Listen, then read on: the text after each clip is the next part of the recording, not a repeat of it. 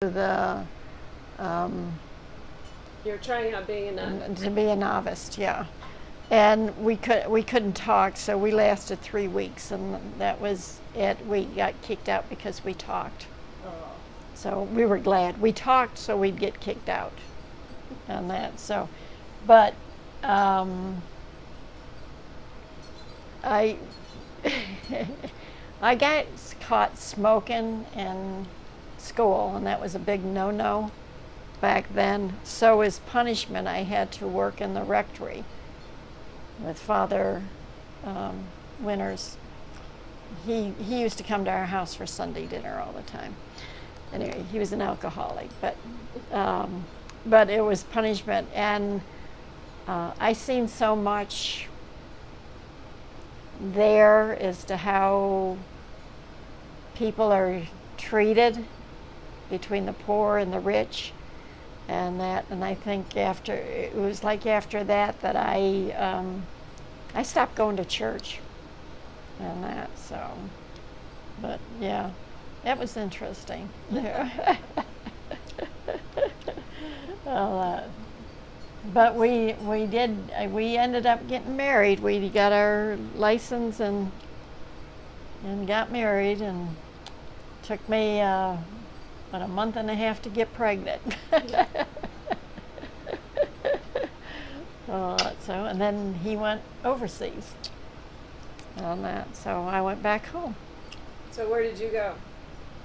To the South Pacific, the Marshall Islands, and in Wetuck for the atomic bomb explosion tests. And I was down there for a year. It didn't get below 70 degrees the whole time, so I come back with a good suntan. Mm-hmm. I didn't see her till she was, 5 months old. Mm-hmm. It was the first time I seen her and got to hold her. Who's her? So, huh? Who's her? Me. No. My wife, Grace. Oh, yeah. First time you got to see Sheila. Yeah, you said, because you said I got to see her, you need to say I got to see Sheila. Yeah, Yeah. You're being recorded. I forgot I didn't make me forget stuff. I was in the South Pacific. I didn't come back until June of 58. 59. 59, I'm sorry. June of 59, and that's the first time that I seen Sheila, and I got to hold her. And she cried her head off.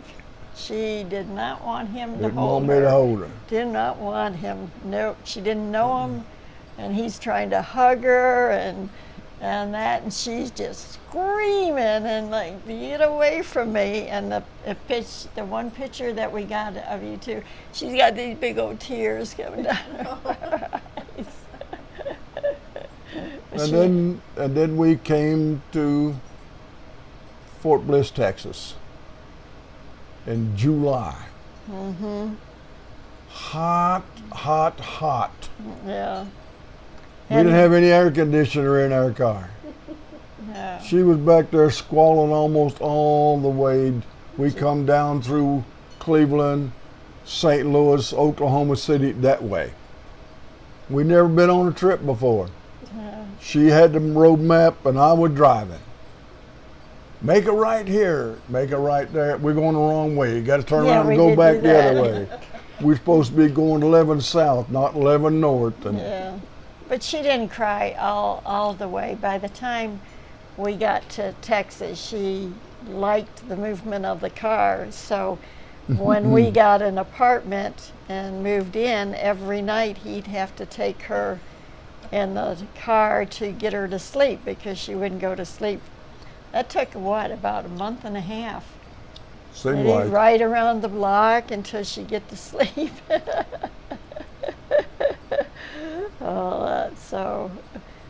But yeah, and it was hot, and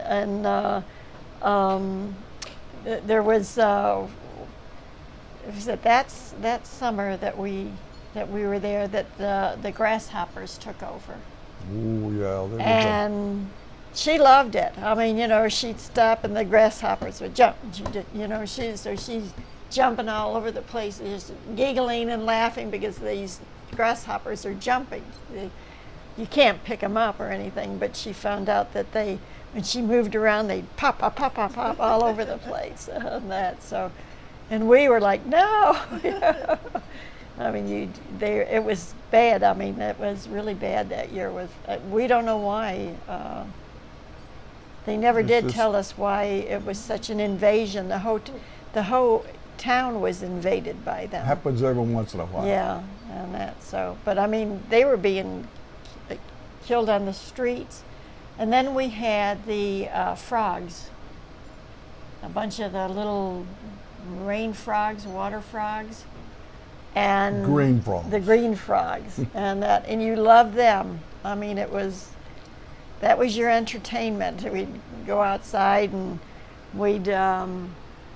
That's where we sat, was outside on the curbs on the sidewalk.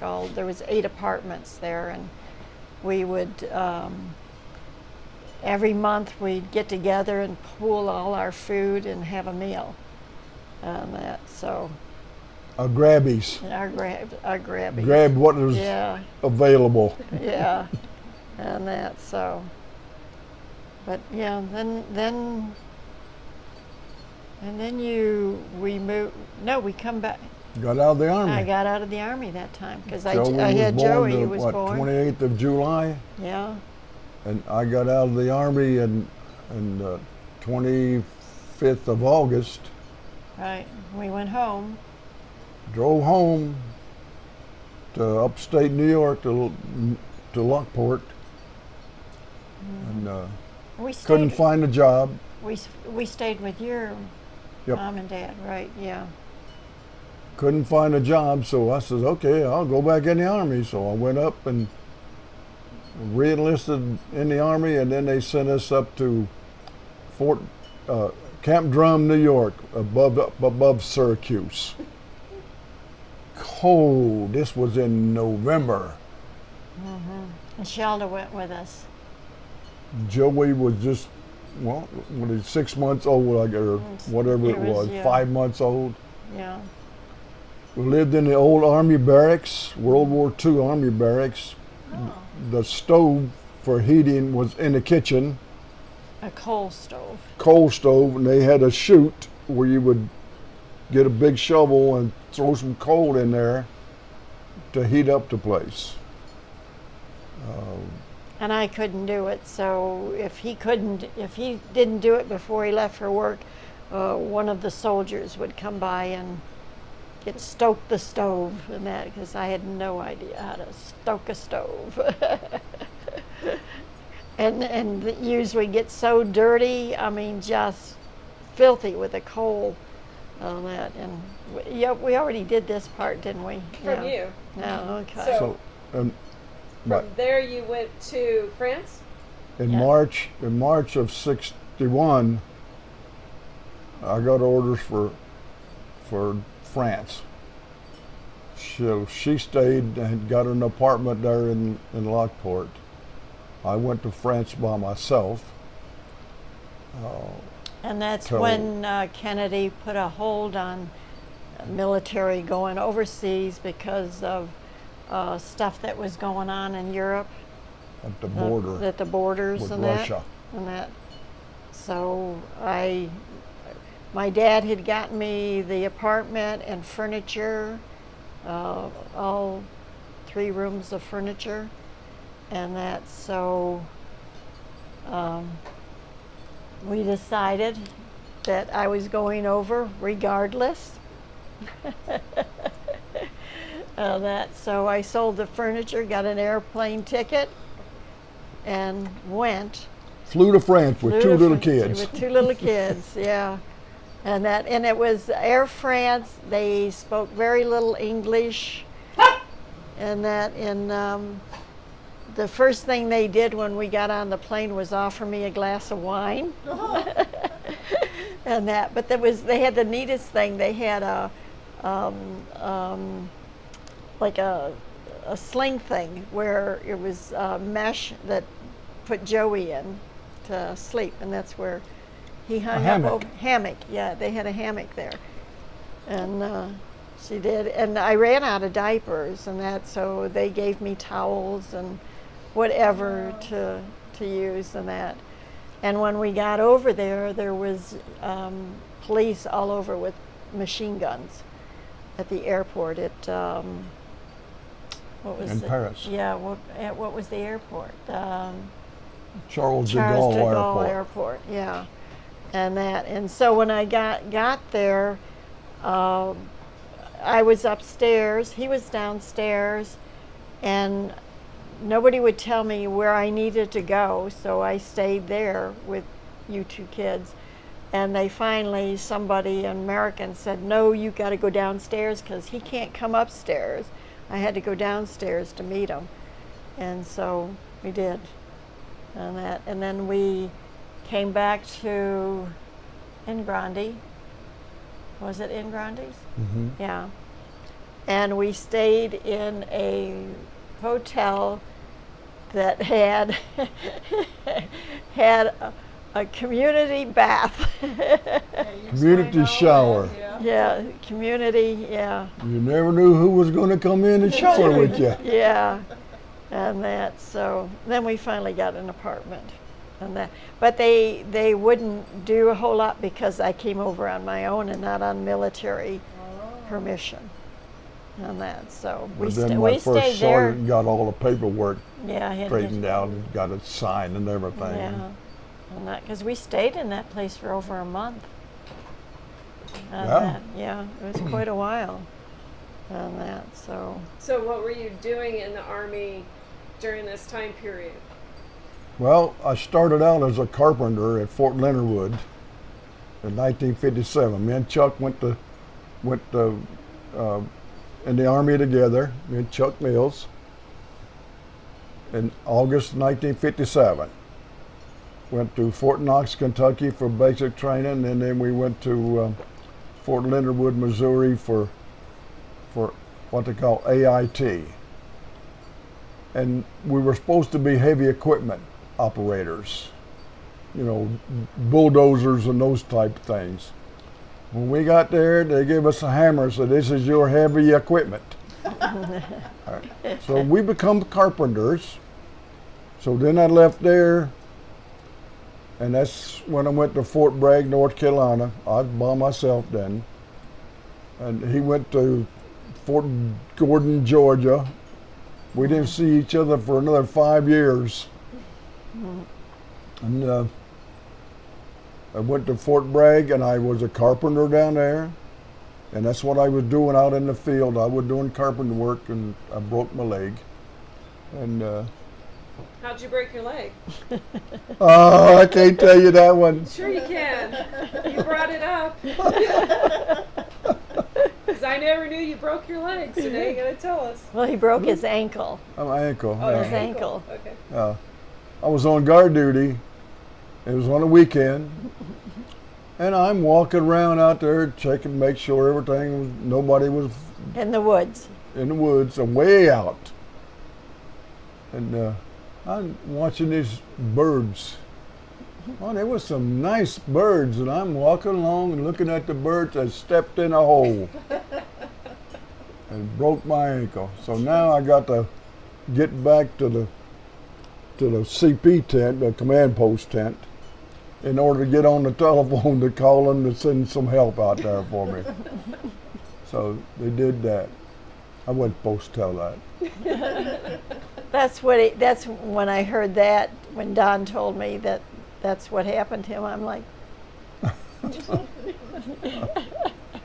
Okay, so then what did you do when you were in Fort Bragg? That's where we left off. oh, first you got to tell him before we got married. I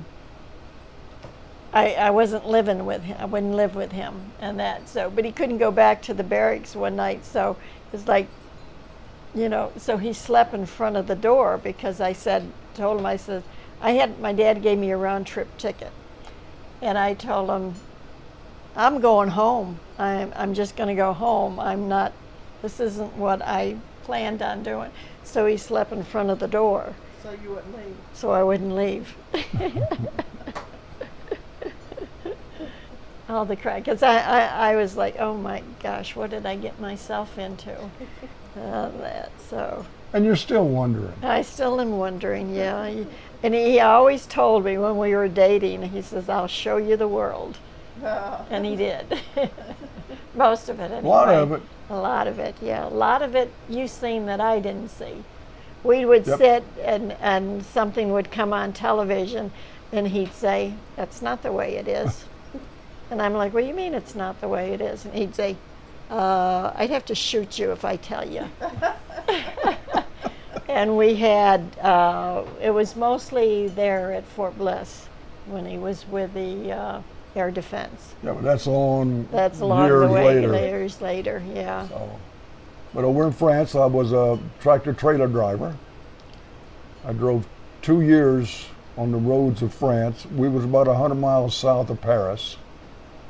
And when we go on the road, we never know when we're coming back. So we had to take a little AWOL bag with toothbrushes and soap and towels and an extra pair of fatigues with us, right? And you can't tell her, okay, I I'll never- see you Friday. Never that knew. don't work. No. When I get through the door, I'm home. So And we had our little suitcase of evacuation yep, stuff, our clothes, food, water, stuff like that. And we had cards that we would pass along to each evacuation place that you went if you had to, if you was if authorized you were, to until get you out would of get there. to get out of there. It was like that. It's a little scary at times, and that. And then when they had the problems at, so I drove for 2 years, and then the dispatcher was getting out. So he asked me if I wanted to be a dispatcher. Heck yeah, that way I won't be going on the road all the time. Mm-hmm. So I become a dispatcher for 2 years. And I drove a school bus, the tractor trailer. Then the whole unit that I was with the 68 truck company, they were the last one that was with the Red Ball Express in Germany, World War II. I don't know if you know anything about it, but if you check the Red Ball Express, you know it was one of the best units during World War II in Germany. So they all moved to, we was there 3 years. Then we liked it, so I extended for another year. And right after I extended, they got orders that everybody was going to Germany. Mm-hmm. I said, I ain't going to Germany. I extended to stay in France. Said, we can't change the paperwork.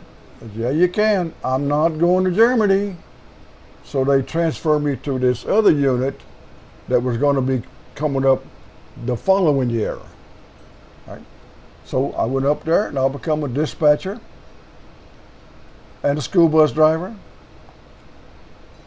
And I got to drive the high school kids to other posts for parties. That's right, I forgot about that. Yeah. Yeah, We got to go and dance. we get a babysitter. Get a babysitter, right. I was forgot getting about $1 an hour for driving a bus, and I had to pay the babysitter 50 cents an hour.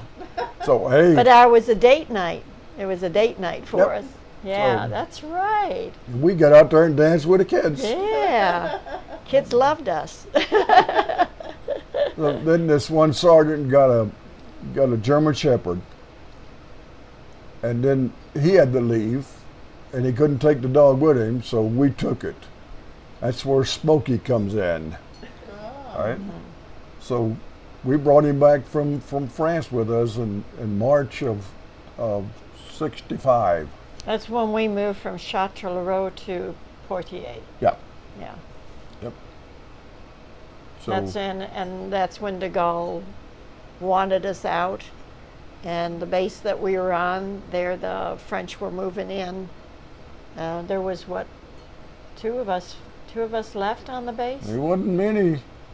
and But that we took the light plugs and other stuff out of the, disconnected the water from the sinks, and why? because them French people was moving in there, And they were stealing from us. and They were throwing us out. So why Yeah. we should leave them good stuff?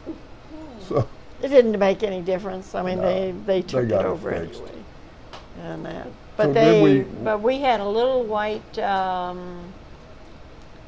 Besides Smokey, we had that little white dog, and they stole it on us. No. Yeah, and that, and it was they probably were, hanging up in a butcher shop somewhere. Yeah, and that is that. Yeah, they did eat their dogs and their But cats. then we got orders to Fort Bliss in March. So then we had to cut.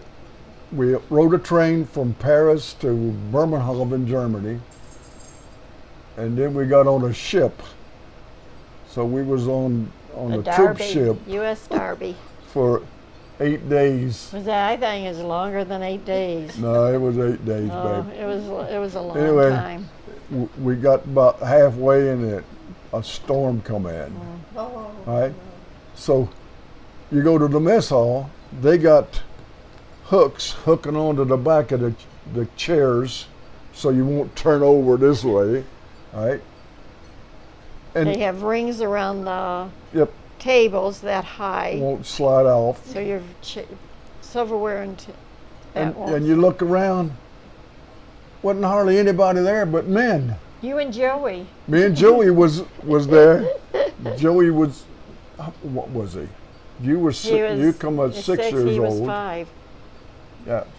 Oh, that's another thing about Joey and that little French lady on the boat. Oh yeah, she Oh, wanted to take yeah. him. Oh, she wanted to take him, and you know why? She'd pick him up.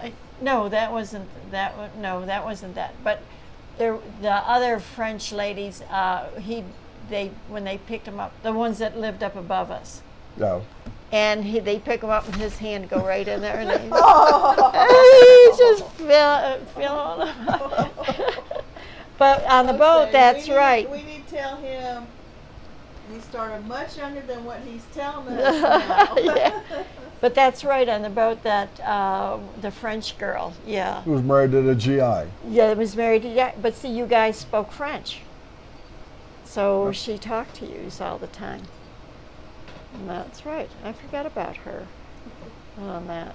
But we got to New York, cold, snowing, snow 3 feet deep probably. Mm-hmm. So we didn't have much money. So I called Dad and he says, well, get outside of town and get you a room for the night. And me and Arnold will come and get you. We'll leave right then or what. Be down there tomorrow. So But we took the train back. yeah, well, we're getting to that. Oh, okay, because I don't remember that So- part. It says checked on the train ticket, and it wasn't that much, so we had enough for a train ticket. With me and her, you two, and the dog. And the dog. So we rode the train to Buffalo, and Dad come up and got us, and went back to Lockport. Stayed there, 6 weeks or 5 weeks or whatever, Something, yeah, we had leave. You had leave time. before we come down to Fort Bliss. Yeah. Yeah. For the second time with the car and the 2 kids in the back and a dog that wanted the whole seat. Yep. They would, Smokey. Joey would say, Dad, Smokey pushed us out of the seat. Well, push him out. We can't. And he was a big old German Shepherd, right? He And was bigger than Joey. he'd sit with his head on his shoulder and is sitting on Joey's lap. And it's like, But he got to go to the bathroom. He would go, I said, no, you don't have to go yet. we'd drive another 50 miles. You don't have to go yet. Drive another 50 miles, and you go, woo, woo, woo. I said, okay, now you got to go. So we'd pull off the side of the road and put the leash on him and let him go. And boy, he would no more get out of the car than she would squat. So we timed it pretty good. Yeah. Yeah, and then was that when Gloria came with us? Uh-huh. That's right. You left out I a forgot. sister-in-law. In the back seat. No, she was in the front seat She was with in the you. front seat with me. That's right, because we had the big Yep, big old Ford Lincoln, or what was it? Fairlane 500. Yeah, that's right. So she came with us. That's Yeah. right. Yeah, You sat in the middle. yeah, that's right. How long did she stay with you guys? About 2 years. That's when It's we after Cindy was born. we You went were back. actually longer than 2 years. It was because we lived in the trailer on Dyer Street Just a few months. until we got quarters. Yeah. Yeah. Then we lived in whatever that area was. So we moved there in 65. So it was 67. So she was Yeah. a year old. Yeah. Yep. Yeah. So So it was 2 years. yeah, Then we went on vacation and went back home back for a home visit. and took her back home. Yeah. Because the military, we tried to get paperwork to make her a dependent of his, and we couldn't do it. So she was in need of doctors. I mean, she had the rheumatoid arthritis, and her legs were stiff and all. So we had to take her home so she'd get some doctors. And that. So what did you do at Fort Bliss? Oh, that's when I got into the missile field. Well, when I first reported to my unit, I was still a truck driver, and they put me to driving the diesel tanker and going around all them sites where they had radar sites and gassing up fueling their generators up on top of a mountain. And I used to drive up, standing on the running board of the truck. I said, if it goes over the side, I ain't going with it. Mm-hmm. So it was pretty daggone dangerous going up through there. Out there where Joey lives, and that part of the mountains there. Yeah.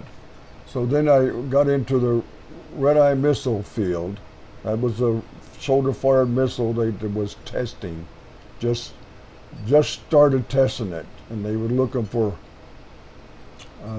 Idiots that would get their hearing not only go idiots, on. but expendable. Expendable, That's yes. what I was looking for. Well, what happened? They didn't know if it was going to explode or not when you pulled the trigger. They didn't have any. We were testing it so the Army could buy it. Wow. So they put us out there, 111 degrees. We got body armored on, helmet, gloves, sleeves rolled down and buttoned. Oh, they're going to protect our body with that stuff, right? What about our head? Because it's laying right here on your shoulder. Yeah. You're like this. Wow. And so we did that. Then we got another missile system with Chaparral. Then we got another gun system, which was the, they called, remember what they called it now.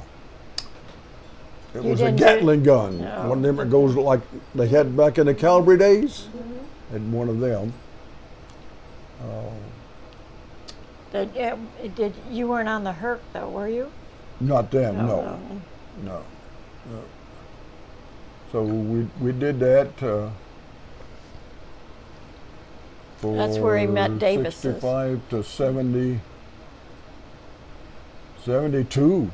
So I was there in that 7 years, and I would go TDY, temporary duty, to Fort Bragg, to Fort Benning, to Fort Seal, To Alaska, Alaska Panama. for 6 months. and when he'd go, Captain Ebner was our to-go guy, and they became friends. on that. Joey remembers him. He had a boat, and they'd go out in the boat. But it was always like he'd call and say, "Well, your Sergeant Lewis is now on his way to, I can't tell you, but if you need anything, to give me a call. I'm here 24/7 for you." And I'm like, "When's he coming back?" "Well, I can't tell you that." We didn't know. Didn't know. Because we were testing the missile to see how it would operate in 20, 30, 40, 50, 60-degree weather. So we had to wait till it got down to 40 below zero. Right? Then we had to wait another month for it to get to 50 below zero. Another month, 60 below. And we waited until February. That's when you went to Alaska. Yeah, that's what I'm talking about, Alaska. And it wasn't dropping. Forecast, nope, it ain't going to drop. It ain't going to drop below 55 below. Well, so, okay, Sergeant Lewis, you can go home. So, okay.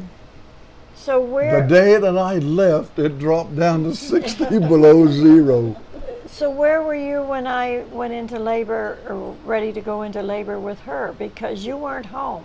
Yes, I was. I got home a week before she was born. Yeah, because we called to get you coming home. Oh, I don't know what I was.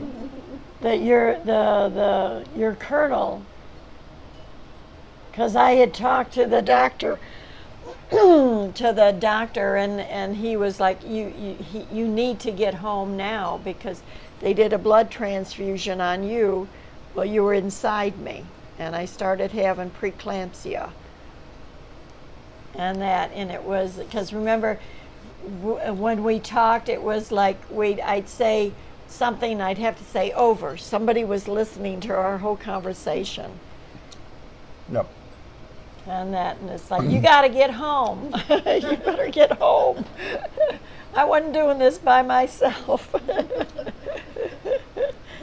So it was, no, that was in Alaska. Yeah, you were in Alaska Yeah, that but time. I got home a week before she was Was born. Yeah, because I was supposed to have had her then, and I didn't. She decided she wasn't ready yet.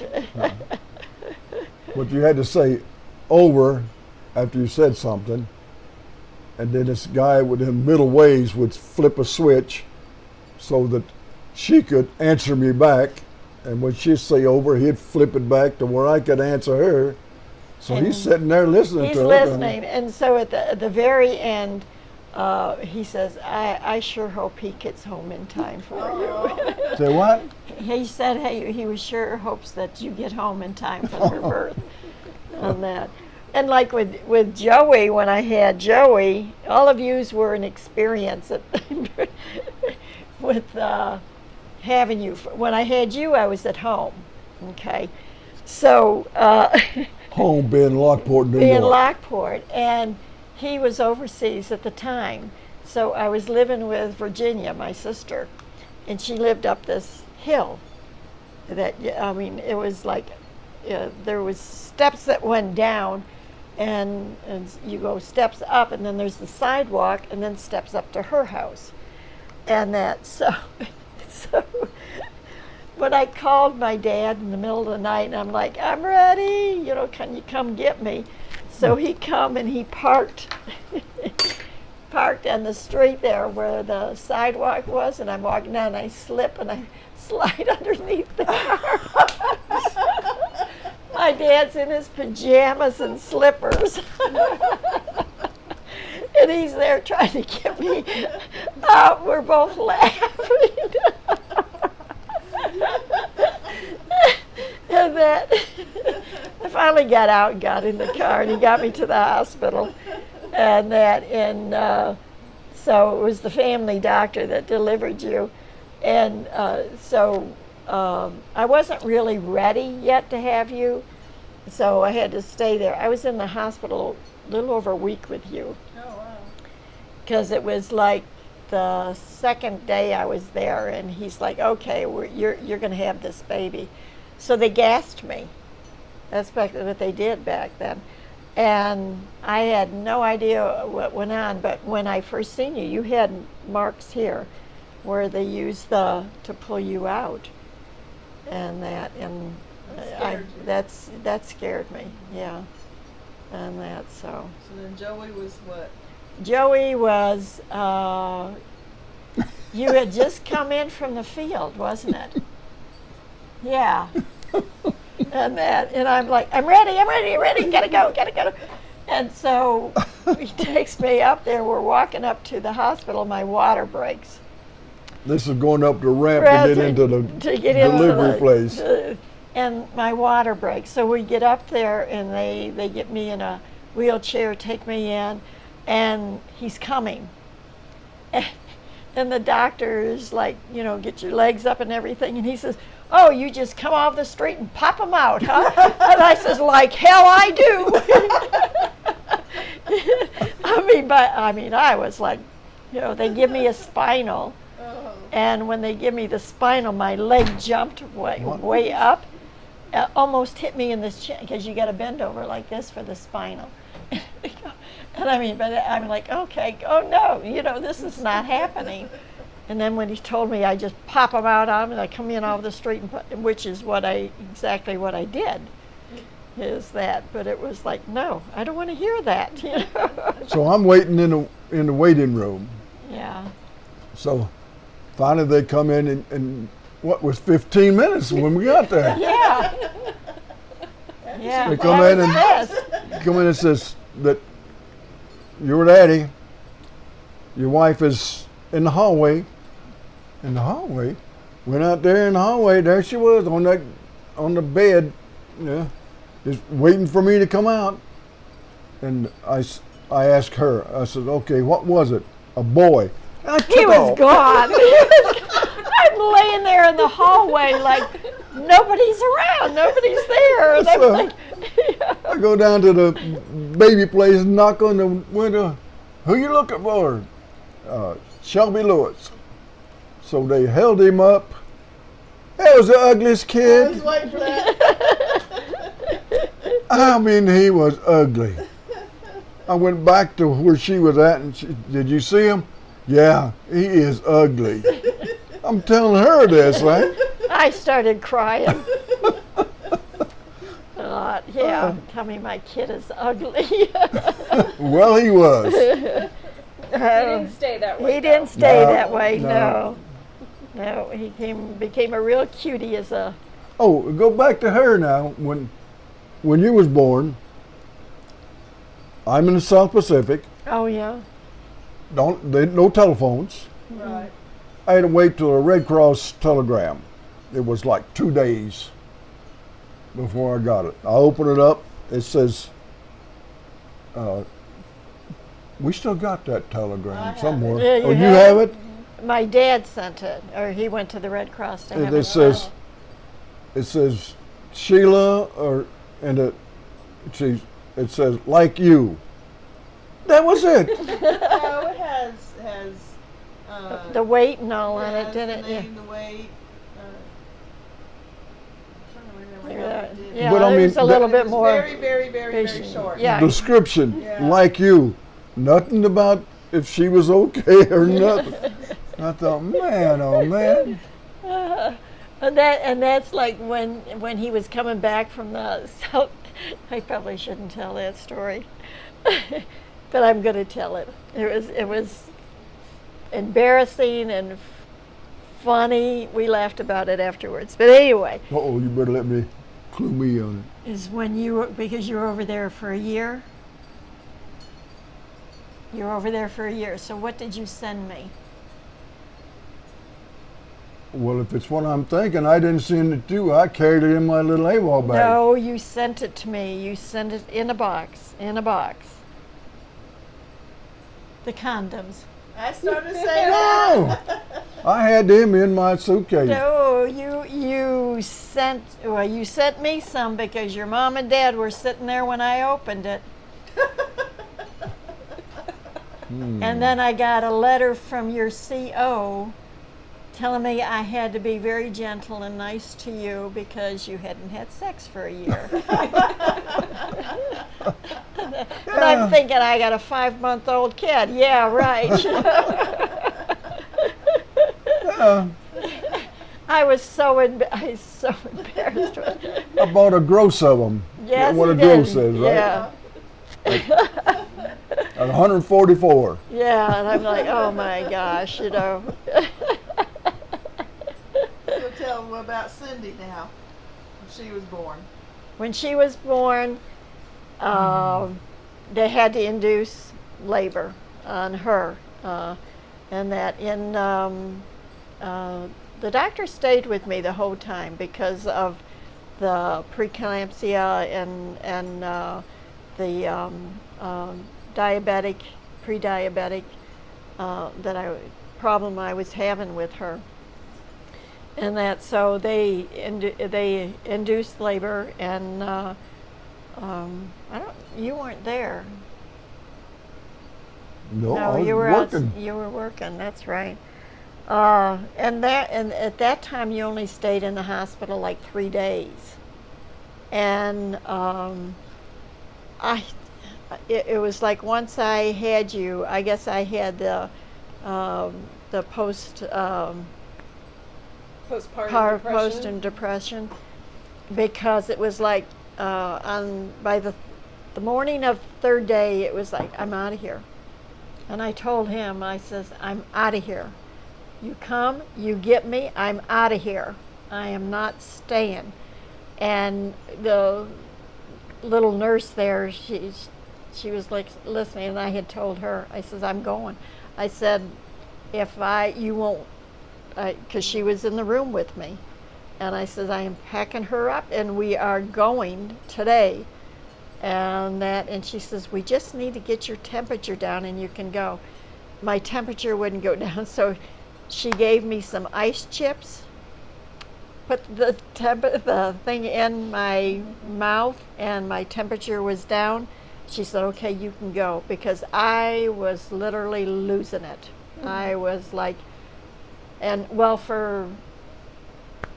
I guess, I don't know, when I had you, I was scared, I think because of such the long distance between the 7 years. Mm-hmm. I was panicked, as like, can I do this? Am I going to be able to do this? It was like all new to me again, all over again. And